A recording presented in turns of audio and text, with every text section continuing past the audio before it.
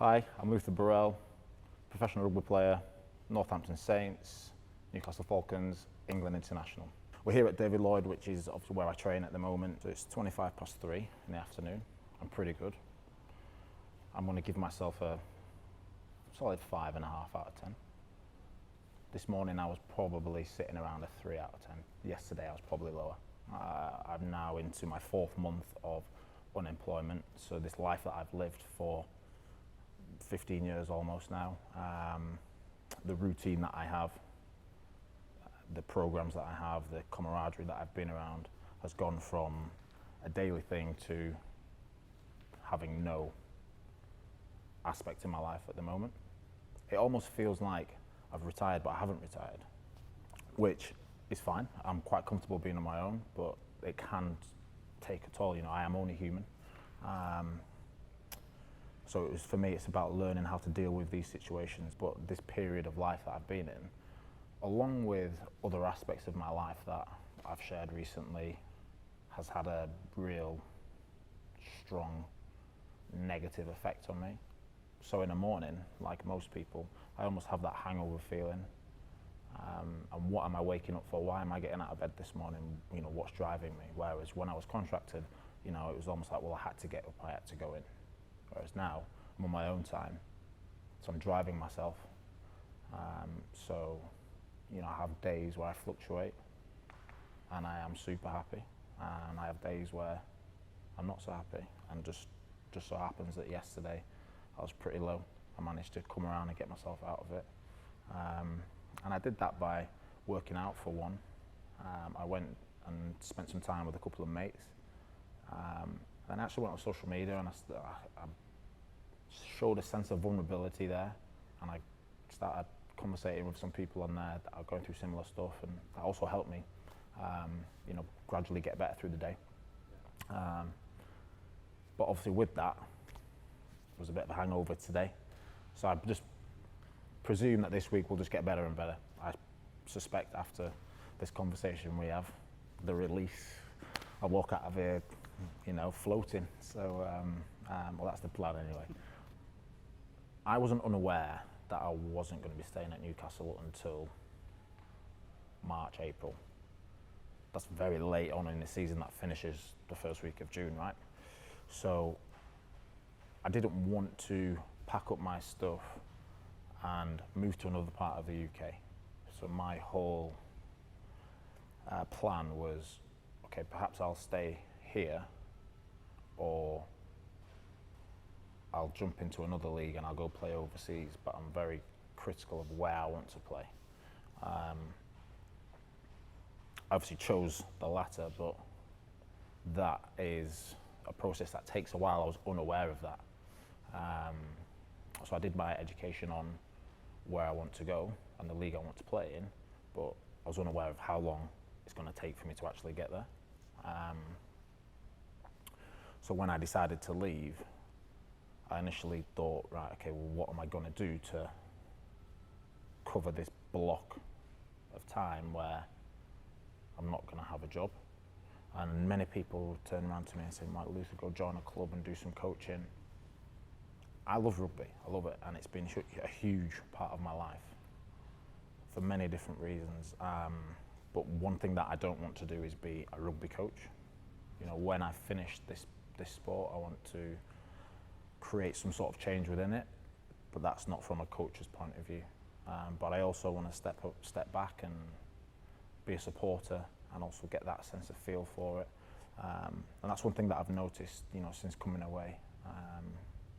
You know, I'll go to the games at the weekend, I watch Sale Exeter at the weekend, I watch Northampton games. So from that perspective, I actually quite enjoy that. A lot of people asking me, oh, do you miss it, do you miss it? Well, do you know what, I don't, because I've played 14 years almost in it. You know, I've got 240 games of this. So I've had my fair share, and I'm very proud of that. And I feel like I'm at a point now where, you know, I can step away, I can step into another league, I've learned a lot, and I can offer my services elsewhere. I needed to figure out what actually was going to interest me. So you think about myself, I've had this career going from season to season. So I started at Leeds, moved to Sale on a 2-year deal, broke that because I wasn't getting the opportunities I felt I deserved. Moved to Northampton, spent 8 years, 8 seasons at Northampton, amazing, bang, career took off, great. But within that, I'm going from season to season, 2-year contract, 3-year contract, so I've got that security. Season finishes end of May. What do? You have 5 weeks off. You think in that 5-week period, what am I going to do? Okay, I'll 2 weeks, I'll go out, get drunk, go on holiday, take the family holiday. I'm just going to go wild and get on the piss with the boys, da da da da. The last 2 weeks, I'll get back into my training, and before you know it, it's September and we're kicking off again, and here's another season. And that's been basically the story of my life for 12 years. And you're chucking going on tours with England, etc. in there. So I've not really had time to actually go out there and experience normal life and create conversations and be uncomfortable. So yes, I'm telling you now that I feel shit sometimes, but I'm actually in a fairly decent place because I'm creating some good opportunities. I'm not making money from these opportunities, but I'm having conversations with people that down the line I believe will be able to support and help me with where I want to be post-rugby. So although it's not a money-making thing, it's all a networking opportunity for me. I'm actually figuring out who's Luther Burrell. I found things that actually really do interest me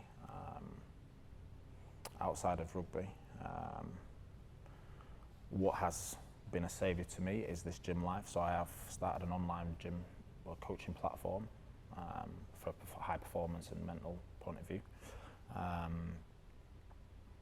Music has also helped me, so I've done a little bit with that. I feel I've come from a background that's very working class, shall we say. My parents did everything they could for me, don't get me wrong. Super proud of that and what they did and who I am.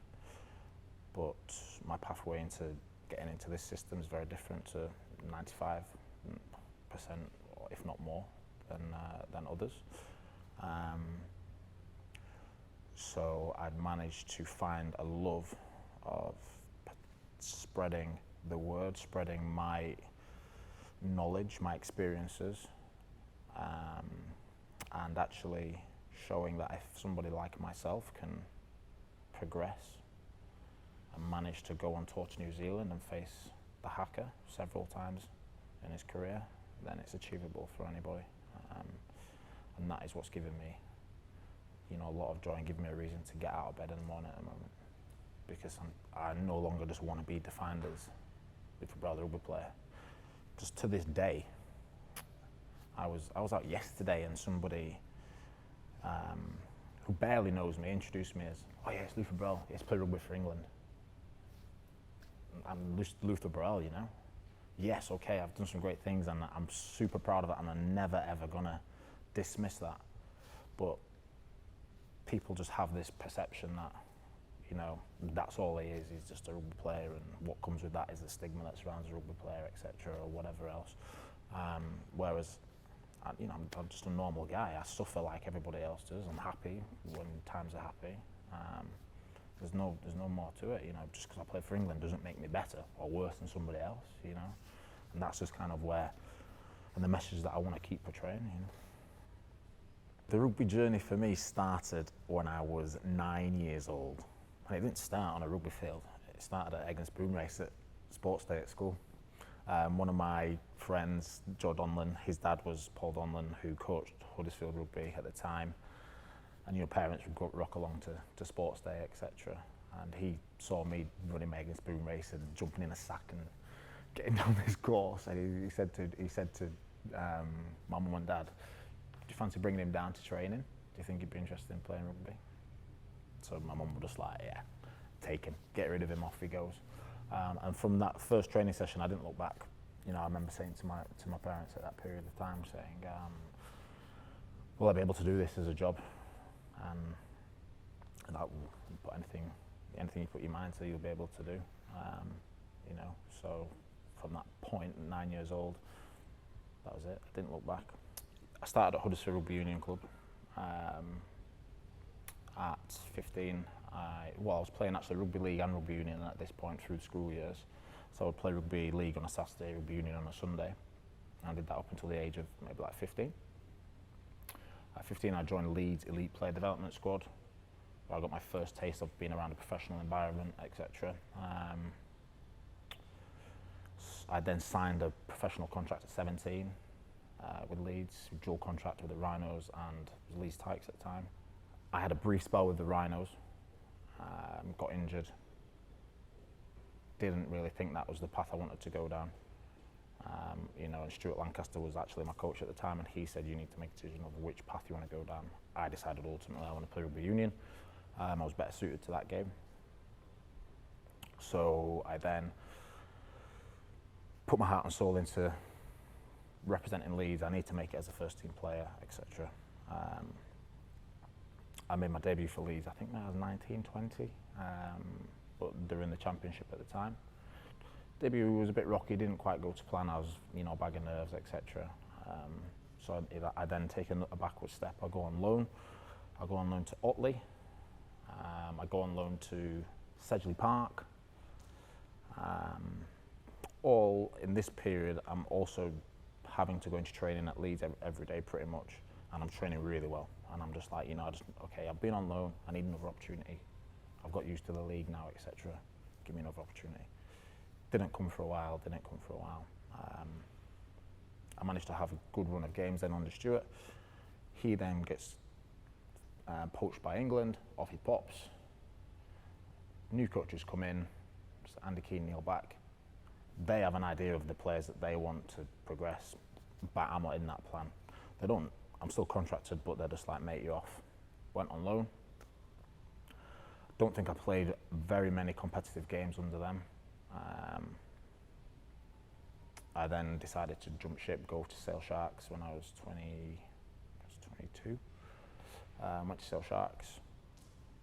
At this point, I've played several competitive games. Steve Diamond's the coach. A big fan of Steve Diamond, to be honest, especially in what he's doing in recent times with Worcester, etc. So I was happy to go there and work underneath him, but he was not giving me the opportunities that I felt I deserved. So I ended up leaving. I was there for 12 months. Quite right though. I mean, I was behind Johnny Leota, I was behind Sam Tutupo. You know, these are two experienced players. But at this point, all I'm hearing is, we're going with experience. We're going with experience. Or you're not experienced. Well, how am I gonna get that experience if you're not playing me? Like, you know, it's a lifelong question. You know, play me and I'll get the experience. Oh, well, you know, I'll tell you what, we'll play you this week. If we win, I'll re-sign you. Didn't win, obviously. Must have been my fault that, yeah, it must have been my fault the whole team played shite that day. Whatever. Anyway, shook hands, and I then went down the road, went to Northampton.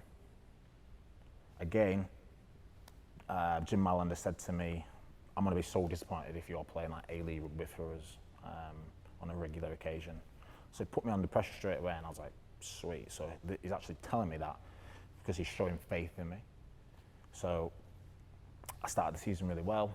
I got a bit of an injury, but then they brought another player in who's more experienced than me. And again, I'm back in this position. Why aren't you playing me? I've just played against London Irish. Okay, we lost, but I didn't particularly have a bad game myself. I remember this moment like yesterday, and so that's how these moments stick in my mind. Got dropped. Player comes in. I'm going to say I'm player B now. So player A comes in, because I don't want to talk about names, whatever. Because ultimately we're still on mates, whatever. So he comes in, he's playing. I'm just like, you know, fuck's it, like I'm here again. I'm in this position again. Like, I've had this now for 5 years, 6 years. Experience. I remember going home and thinking, I might as well just give up, because I feel like everything is against me at the moment, like everything. And it just keeps coming down to this experience. So then I go and play A-League, and I shouldn't be playing A-League. I shouldn't, because I'm playing well. You know when you're playing well. I was playing well. I didn't need to be playing this game, for the reserves. But what do? Keep my mouth shut, really. Potter around, still be positive, still train well. But I can't go into him. If I could do my time again, trust me, I would. And for any young player, I would be telling them, yes, you should be going into there. But I, at this point, was feeling like I can't go in there and just like, but look, I'm playing better than him. I'm better than him. Play me. As much as that's what I should have done, just to create that debate. It didn't quite go like that, and unfortunately, I had to wait and go through these periods where I was just like, I'm done here again. I'm going to go another season. I've just been a bench player and coming on and finish a game like 10, 15 minutes, and I just thought the path was going to be different for me at that point. Anyway, he got injured. Bam, I'm in. And I made a promise to myself that I'm not going to give this jersey up. Like, I just can't do it. Like, this point was like a make or break for me. And this was obviously in the first 4 or 5 months of me being at Northampton. But because of what I'd previously been through, the adversity, going out on loan, this, that and the other, the setbacks, the injuries, the rugby league stuff, this, that and the other, it was like, where am I going here? So I made a promise to myself that I was not going to give this jersey up, not through like lack of effort, passion, and the love actually for the game and the love to actually wear that jersey. That's why Northampton still has a huge place in my heart, and that was it. I took off. That year, we got to the club's like first Premiership final. We lost to Leicester, but I had a huge part in that. I go on tour that summer to Argentina with England. I come back the following year, play Six Nations, win the Premiership, go on tour to New Zealand, do the All Blacks, come back, bam, 3 years, amazing. But like anything, these only last for a certain amount of time, and with that you have injuries. And ultimately, I dipped in form, new coaches came in, they didn't really care about the history that I'd put into the club and what I'd done with the jersey. It didn't matter, well mate, you're not training well, you're not playing well, you're not playing. So that was a huge sort of wake-up call for me again through that period, because I've gone back. Shit, I'm back here again. So I actually went into the coaches and I said, look, I don't want to play until I feel like I'm actually particularly ready to play. I said, because I'm just going through a few things like mentally, and I just need to really get myself back on track. Thankfully, they were all good, supported me, and I managed to get my jersey back, and again, life started to pick up for me again. But it comes to 2018 then, 2018-19, the end of that season, and I've gone through a lot of stuff off the field. I've had a daughter. In 2015 there was the World Cup. 2016 there was Australia. I've lost my family, so I'm no longer with my family that I've been with. So let's say I was with her on and off for like 12 years, two children. I've gone through this period of life where there's been a little bit of uncertainty, there's been a bit of self-doubt, and I get an opportunity to go and play rugby league for Warrington. Now, because of the issues that I'd had going on in my life, it clouded my judgment, and I did things where I wasn't necessarily just thinking about myself anymore, and I'm just climbing up the walls. So rugby's not working, which is an escape for me. If rugby's not going right, what else do you rely on? You rely on your home life, right? You want to go home to a family unit where you're respected and you're loved and this, that and the other. I don't have that anymore. I'm going back to an empty flat on my own with nobody around me. Like, probably one of the darkest points of my entire life, honestly. You know, and that whole period taught me so much. It's emotional, like thinking about it and everything that I've been through with that. It's a hard period of my life where I thought some horrendous stuff like, well, what's the point? Because I've been fighting demons from being a young age as well. Because I had certain unanswered questions from being a child. I've only just at 32 years old did I find out them answers, you know what I mean? Very recent. So I've had so much to deal with, not just with rugby. That so many people would always be unaware of, but it's the thing that you can't choose your family, you know.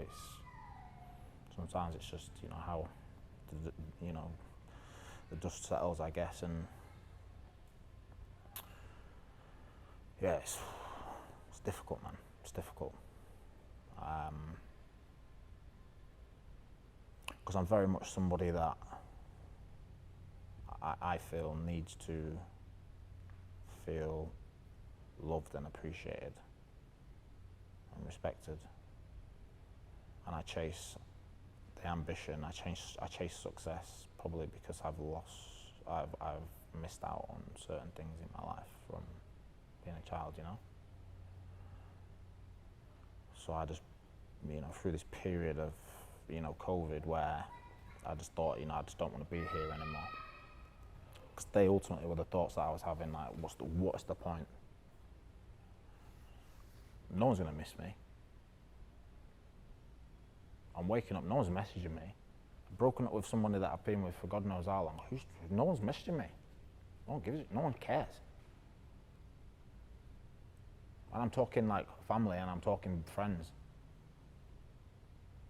And I understand that these people have to think about their own life, especially through this pandemic, but I had this victim mentality. You know, I thought I was a victim here and I had nothing. So I was just, you know, what's the point? And this carried on for a long period of time. And you know, even then when I signed for Newcastle, I remember speaking to somebody there, because I was going through a period, and I was like, you know, I might as well just go jump off that Gateshead Bridge. That's how I feel. But you wouldn't be able to tell that from day-to-day life, because I get out of my car, zip up my mask, and I go into training, and it's all smokes and mirrors. I get back in my car and I take it off, and I'm just like, I'm deflated, I'm tired, I'm stressed, I'm sad, I'm lonely. I'm fighting this fight on my own, do you know what I mean? So, again, I wake up at 2 o'clock in the morning. I rang one of my mates actually at it was about 3 o'clock in the morning, telling him that what's the point? Honestly, I feel like I just can't even continue with this life. So people have demanded so much from me all my life, all of my life. On the field, off the field, family, whatever. And I'm at my most vulnerable point, and nobody is here to help me. Nobody. Where do I go at work? There's no HR department at work. There's nowhere I can go and explain how I feel. I'm not going to go to my boss and tell him I feel this, that, and the other. He's going to think, my boss was Dean Richard at the time. Imagine telling him, oh mate, I feel like, I don't want to be here. What are you being a little bitch for? Is how I can imagine that would go. Or that's ultimately, I believe, it's probably the wrong terminology, but you know, there's a stigma surrounding rugby players that we have to deal with everything in a certain manner, etc., etc. You know, man up and crack on with it. Ultimately, like, that's what I felt I needed to do, but it was the wrong thing. I managed to seek some help from there was a gentleman, Andrew Cruikshank, who was a sports psychologist. So I knew this wasn't so much this wasn't sports psychology for me. I didn't need that. I know I'm a good rugby player. I know I can train well. I know I'm strong, and I'm an athlete. I didn't need sports psychology. I needed help. I'd seen a life coach since 2015. He's still a huge part of my life, but I needed a different form of help. And I managed to obviously speak to the right people and make some changes in my life and shift the dynamic of how I was thinking.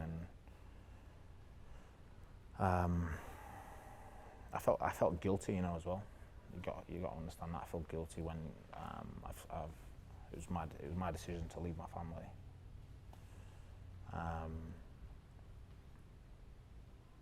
And that guilt is still on my shoulders today, because of my children. But ultimately, I was not the best version of myself as well. So I was never going to be the best parent I could be.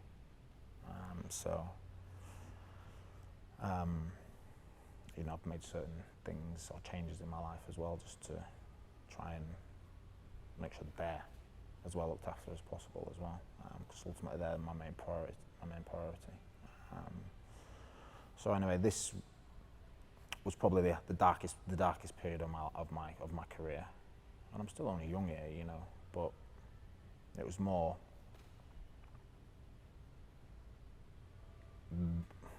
If anybody takes anything from this, it is more find the right person. I'm currently working with the RFU in England, with etc., about implementing certain departments, and the HR department, etc., is one of them. But at the moment, I believe it is probably the RPA. But if anybody is going to take anything out of it, it is to reach out to the people around you, because there are people out there to help. And ultimately, the past couple of years, Luke from the RPA has been phenomenal for me, fantastic. So, yeah, if anybody's going to take anything, it's reach out to the people around you, or the services that are available currently. Never in a million years did I think my career would pan out the way it did. I always thought, given the opportunity, I could make it work, and I'll get there. But I just never thought it would just be, that exhilarating. Because it was fantastic in Paris. I'll tell you, it was better the following week when I made my home debut at Twickenham, and you got half of Huddersfield coming down to support you. Amazing experience. That period from 2013, back end of 2013 to 2015, essentially. Well, it was the summer 2015. That period was great. There becomes this whole circus surrounding this World Cup in 2015, home World Cup. It's pretty much everyone's dream to play in a home World Cup, right? It certainly was built to be, I didn't think as a child, oh my gosh, I want to play in a home World Cup. But when I'm around the England setup, and all we're talking about is potentially playing in a home World Cup, it's a dream, So for me, that was obviously one of my targets. And I played well for England, I played well for Northampton. 2015, I think we lost in this semi-final that year, but still going well. I'm still in good form. But that game I got injured. But at this point, obviously there's the whole Burgess thing. So he's come over, and there becomes this circus around Burgess. Where's he going to play? Is he going to be in the back row? Is he going to be in the centre? Well, he plays back row for Bath. Can't see him playing centre for England anyway. And they're going into the England setup, and bang, he's playing centre. Now, I don't know if I was the only other centre there that actually felt threatened, but I felt like I was the only one that was really the only one that should be worrying, but shouldn't be worrying because I started the last games for England and I believe I was playing pretty well. So, you know, I wasn't on the fringes. As training camp went on, I injured my toe, so I broke my toes. So I couldn't have such an impact in training. I couldn't do what I needed to do. I worked hard and I came back a lot quicker than what was expected. And I gave myself a huge opportunity. So I managed to be back in training for 6 weeks. And I gave myself a huge opportunity then. I picked up on my fitness training and I've been around the team. And at this point, there was just so much surrounding him and me. And I couldn't really make out why. Because there were other centres there, Brad Barrett, who else were there? I think Henry Slade hadn't played for England yet. Who else? I think Billy 12 Streets was still knocking around. Jonathan Joseph. I'm just thinking, why is this being made about me? But I know why. But I'm not prepared to share it because I'm going to share it later on when I decide to bring out a book. Because because things went on in that England camp with me that only that group of players will know about, because they witnessed it. So, there are things that I really want to share, and I will do down the line.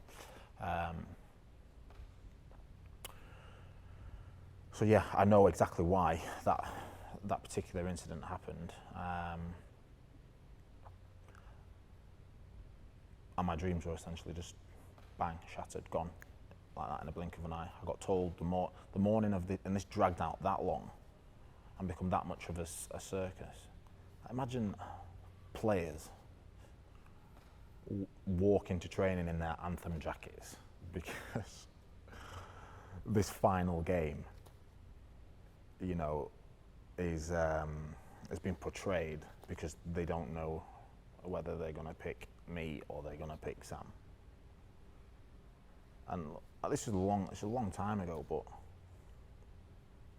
people don't understand the effect that it has on you. So I could probably say to, you know, Tom, Dick and Harry, they'll probably think like I'm over that, which, yeah, I am, but do you know what? You didn't live it. You don't know what effect that particular thing would have on me at that particular time. So it happened the morning I got told, you know, I'm not in.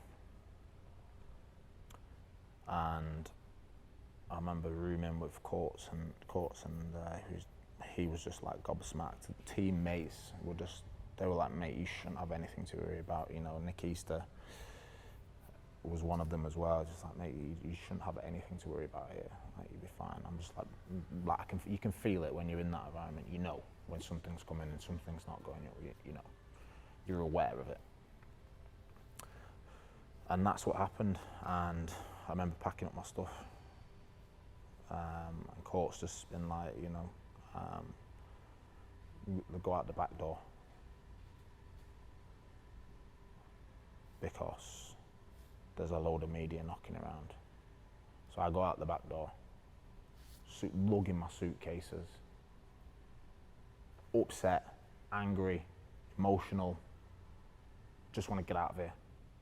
Don't know what to do. Like, where do I go? I've just done this like 2.5 months pre-season with England. I've got not been told a proper reason why I'm not here, but I've been told I'm not here. I don't know where to go.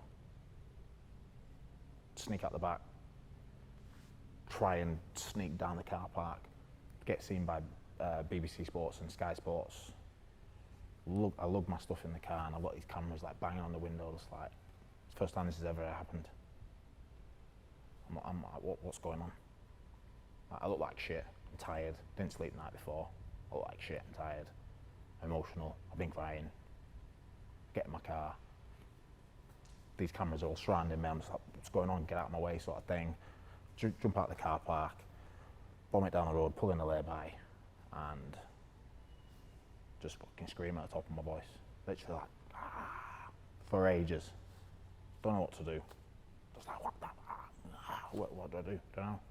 Ring Jim Mallender, he's my boss at the time. Jim, I don't know what to do, like I'm upset. He's just like, mate, just calm down, just chill out. Da-da-da.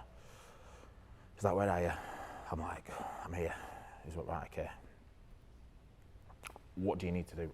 I don't know. So, but what I can't do is be in England and watch this World Cup unfold in front of me. I need to go away somewhere. So he's like, okay, well, what are you thinking? I said, I don't know. By this point, my phone's blown up, literally. It's hot. Like, pull my phone out, and one of my messages is from a mate of mine, Simon Dunmore. He's just as gutted as me. Where are you? What are you doing? Ring me as soon as you get this. So I'll ring him. Simon Dunmore owns a huge record label, Defected in the House, Glitterbox, blah, blah, blah. Like, amazing guy. So I ring him. He's like, what are you doing? I said, I don't know. He said, do you want to come to Ibiza? I was like, yeah, I want to come to Ibiza. He was like, right, okay. What time? What time can you jump on a flight, sort of thing?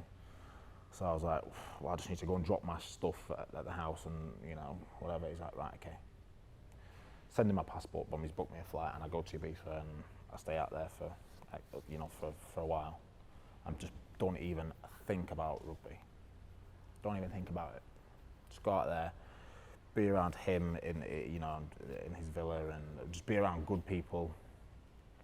I met some amazing friends from that, for life actually, from that whole experience. And he knows I'm forever grateful for that.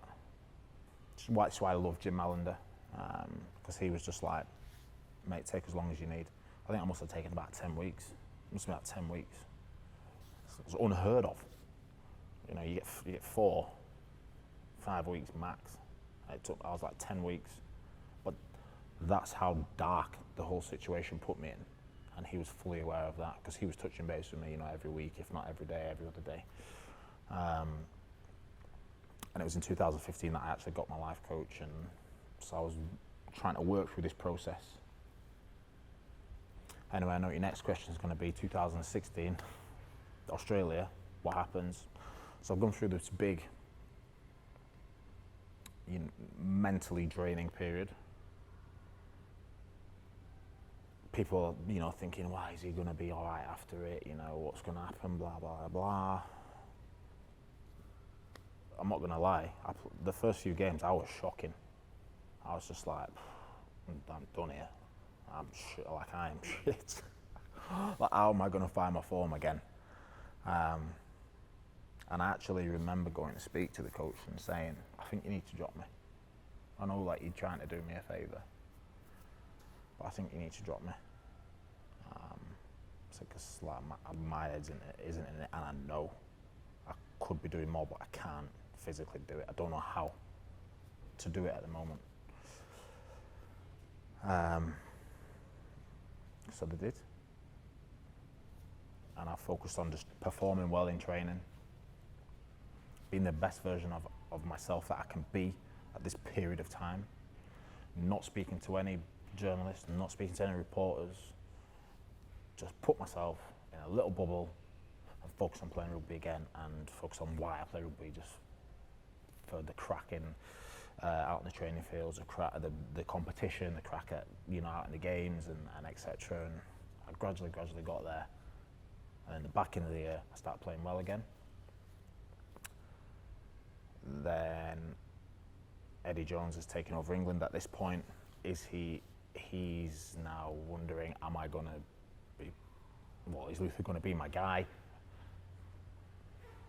Not particularly, no. Because he told me at the end of that year that I wasn't going to go to Australia. Then injury happened. Luther, you're going to play against Wales. Let's see how the game is, and we'll make a call after that. Sweet, no pressure, Eddie. Cheers. But by this point, mate, I'm just like, what else can this whole rugby life throw at me? Like, what else? I just need to go out there and just play rugby. I did. I played well. Managed to get myself on the plane to Australia. Got myself on the plane to Australia. Trained. Did a few like a good few training sessions, and then he picks me to start against Australia.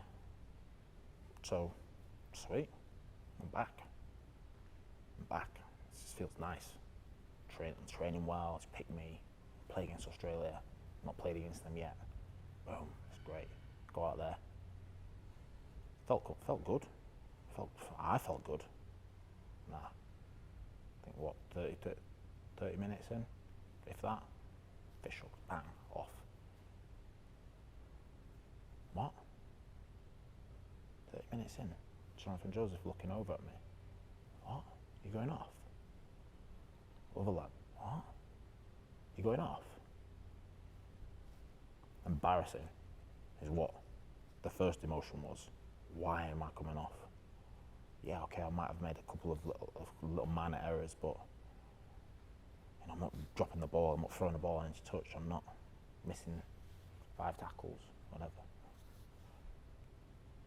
Tactical change, coming off. Go off, sit on the bench. Big camera straight in my face, is on the stadium. The TVs around the stadium, it's projecting there. I know it's going to be on the TVs back home. God knows where else it's going. Embarrassed. Gone into my shell again. And the change rooms afterwards, we sit around, obviously went on to win the game, fantastic. Which is ultimately the most important thing, don't get me wrong, but from a personal point of view and a personal pride point of view, it was like, wow. How am I going to deal with this? Eddie then, you know, in his own right, is trying to do the right thing, but makes it 10 times worse. 10 times worse, so imagine, I'm already feeling a certain way, and then Eddie, right lads, it's never going to be nice for a player to get pulled off, you know, in the first half, so make sure, you know, put your arm around Luther, look after him. Cheers, mate. Won't need that. Oh, baby, mate. You embarrassed me. Like, what's going on? Obviously, that was it. But I was then, obviously, in Australia. Never going to play again. I knew that. For whatever reason that was. I have my own thoughts as to why that was. Never going to play again. Mentally, gone again. Gone. I think I must have trained terrible for the rest of that tournament. Any opportunity I got to go out, I was out. So if you weren't around, obviously you weren't involved in the team, they didn't really want you around the team. As of sort of Wednesday onwards, it was almost like team prep, so I was like, I'm out of here. I would have gone home if he'd have said, do you want to go home? I didn't even think about asking to go home. I don't really know what I was thinking at that point, yeah. But all I could think of was if I had any opportunity to get out, I was going out, and that's kind of how it was. And it wasn't good for those around me because I'd just be like, come on then, you come in. Oh, I don't know. Why? What's wrong with you? I was in Australia once, we've only got 2 weeks left. Come on, let's go. And then, obviously, yeah, I come back and obviously then we're into 2016, 2017 season, and I'm all out of sync, all out of form. Boydie's come into Northampton, come in and he sort of said, you know, I'm going to get you back to where you need to be. I thought you shouldn't have been treated like that, etc. Sweet, the first person that's actually gone, do you know what? Probably won't like that. Actually, it got me back into a decent place. I was actually playing pretty decent rugby. Gives me an opportunity to extend, but for the issues that I had in my life outside of rugby. So it gives me an opportunity to extend. That was 2018-19 when I went to Warrington. It gives me an opportunity to extend and stay at Northampton. This club that done amazing with me. Could have stayed. In hindsight, should have stayed. In hindsight, should have stayed. Don't live in regret, but could have stayed there for a year, 2, got a testimonial, Could still be there now, you never know. Whatever. But my journey has gone down this path, fine. Do I regret it? Not really. Why? Because I've been through so much hardship now that I can share so much. And I actually know how tough I am as a man, and what it is going to take for me to rise and get back up to the top of that mountain. Because ultimately that's how I live my life. And that's how I'm going to live my life. Set out targets and get to one mountain. Okay, what's next? Where am I going next? And that is the lessons that because of the lessons that I've learned through this adversity and the hardships and my upbringing and situations that have presented themselves to me. I'm going to be honest with you. I'm surrounded by some men, especially up here in Manchester, that are strong individuals, very strong, headstrong, and they've taught me a lot about being headstrong. So, because of the challenges that I've faced, I've learned tools, and I've gathered the tools to deal with certain situations, certain emotions that I'm feeling. Like, I know it's fine, like, you know, I was on a call last night and I was crying just to a mate, a female friend of mine. That's fine. There's no problem just being vulnerable and sharing that emotion. That's one thing that I've learned. So, you know, I'm surrounded by some very strong men that if I went to them and told them that I'm feeling like this today, they'd be like, mate, nah, come on, fix up. So I put my energy elsewhere. When I feel like I need that, I go and find it. Or, you know what, if I'm feeling so tense and so like I'm going to explode, I'll come down to the gym. I'll go on a run. I've often just gone on a run at 1 o'clock in the morning because I can't sleep. Because I'm one of those people where I go to bed, I lie in bed, and I'm like, oh no, million things ticking over. Especially at this period in my life, because I'm not just thinking about rugby. Now I'm thinking about, okay, yes, I'm thinking about rugby, but that's not till November. So I'm thinking about, okay, what business can I get into? My online, my clients. I'm going to do this talk. How am I going to be? How's it going to be received? I need to make sure I articulate. It all comes across well. Blah blah blah blah. I need to succeed. Bang. That is the one thing that I have a problem with. Success. Is it a problem? Some may say so. Some may not. I have to succeed in life. So that's why I put myself under so much pressure. I have to, because I've seen what life is like with it, what life is like without it. I can deal with it, being without it, I can deal with that. I've been there, nothing, back against the wall, you know what I mean, swinging away. I can deal with that, but I don't want to be there again. No way. I want to be there, where it's nice, and you just keep climbing, You know what, you might fall down a little bit, but you're never going to go back to the bottom. If you've put too much in place there, you just keep going. I do have friends that have had this situation, and I'm currently pretty much speed dial on all their phones because they know I've lived and breathed it, and it went on. It's a long period to be feeling a certain way. So now they know I can quite comfortably be there for them, be a shoulder. I'm not going to lecture them. They know they're not going to be judged. I'm not going to judge them. They've got me as a voice. If they want my opinion, I'll give it. But ultimately, they just need a shoulder to cry on, or they just need a soundboard. And ultimately, that's all it takes. What I am to them is what I didn't really have, when I was struggling. So, my advice to other people, or any future friends down the line, is it's okay to be vulnerable. It's okay to show that emotion. You don't need to be embarrassed. We're all human, and everybody deals with things in certain ways. You need to find the right way for you, and if that's speaking to somebody, then it's speaking to somebody. If that's going to the gym, it's going to the gym, whatever it is. But do not hold it in. You have to share these emotions. obviously when you do these conversations, it triggers certain emotions again, doesn't it? And I feel good now. Yeah, I'd say like, 6.5, 7 now. Let's just see if I float out of here. No, I'm good. No, I feel good. So I'll be in a bit of a come down, but like in a good way. So like it's always nice because I know this is gonna hopefully impact at least one person, and if it does, I'll be super proud of that. Thank you. Thank you, mate.